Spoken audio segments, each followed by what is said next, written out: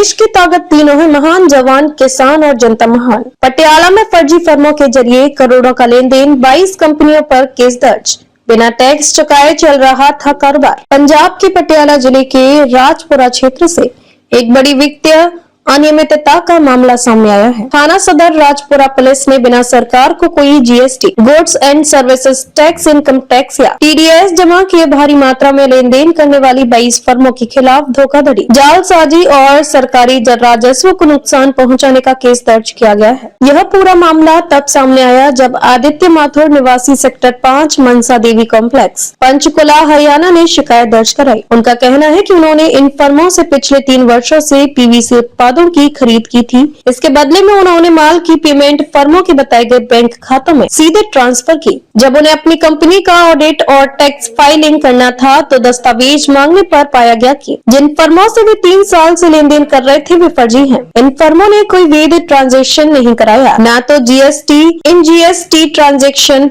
Number दिया गया, न टीडीएस काटा गया और न इनकम टैक्स भरा गया। इसके अलावा सरकारी नोटिस का भी कोई जवाब नहीं दिया गया। इन फर्मों ने एक सुनियोजित योजना के तहत फर्जी दस्तावेजों के आधार पर फर्मों की ट्रांजेक्शन करवाई। इन फर्मों के नाम पर बेनामी बैंक खाते खुलवाए गए, करोड़ों की रकम इन खातों में ट्रांसफर करवाई गई, लेकिन उसका कोई टैक्स पेमेंट या सरकारी ट्रांजेक्शन रिकॉर्ड में कोई इनवॉइस, जीएसटी चालान या बिक्री रिकॉर्ड फाइल नहीं किया गया। पुलिस द्वारा दर्ज एफआईआर में जिन नामों का उल्लेख हुआ है उनमें शामिल है परगट सिंह निवासी नई दिल्ली, बलदेव सिंह फतेहगढ़ साहिब पंजाब, अभिनव चंदेल बावना नई दिल्ली, सुनील कुमार धामो माजरा पटियाला, अविनाश कुमार प्रीतमपुरा नई दिल्ली, राहुल वालिया जगदीश कॉलोनी पटियाला, शिव मालवा कॉलोनी पटियाला।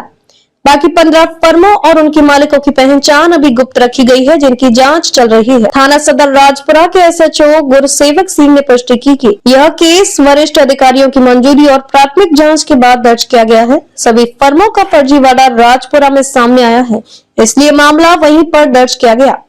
अभी तक लेन देन की कुल रकम स्पष्ट नहीं है, लेकिन ये करोड़ों रुपए में आंकी जा रही है।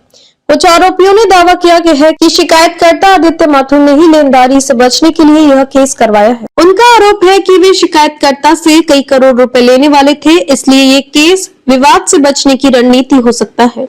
इस केस की गंभीरता को देखते हुए अब income tax department, GST intelligence wing और संभवतः प्रवर्तन निदेशालय ईडी इस घोटाले की जांच में शामिल हो सकते हैं। इस पूरे नेटवर्क में बेनामी लेन देन, फर्जी फर्म निर्माण और टैक्स चोरी जैसे गंभीर आर्थिक अपराधों के संकेत मिले हैं। इन फर्मों और मालिकों पर दर्ज केस में निम्नलिखित धाराएं लग सकती हैं। आईपीसी की धारा 420 धोखाधड़ी, 468 और 471 फर्जी दस्तावेज बनाना और इस्तेमाल करना, 120 भी आधिकारिक षड्यंत्र कर कानूनों के तहत जुर्माना और सजा, बेनामी संपत्ति अधिनियम के तहत भी कार्रवाई हो सकती है। इस घोटाले के असर सरकारी खजाने को भारी नुकसान, वास्तविक व्यापारी वर्ग का विश्वास डगमगाना, बाजार में नकली और टैक्स फ्री सामानों की आपूर्ति, टैक्स सिस्टम की साख पर सवाल। यह मामला केवल एक व्यक्ति या एक शहर तक सीमित नहीं रह गया है, यह एक अंतर्राज्यीय फर्जी लेन देन नेटवर्क की ओर इशारा करता है, जिसमें नकली फर्में, बेनामी खाते, टैक्स चोरी और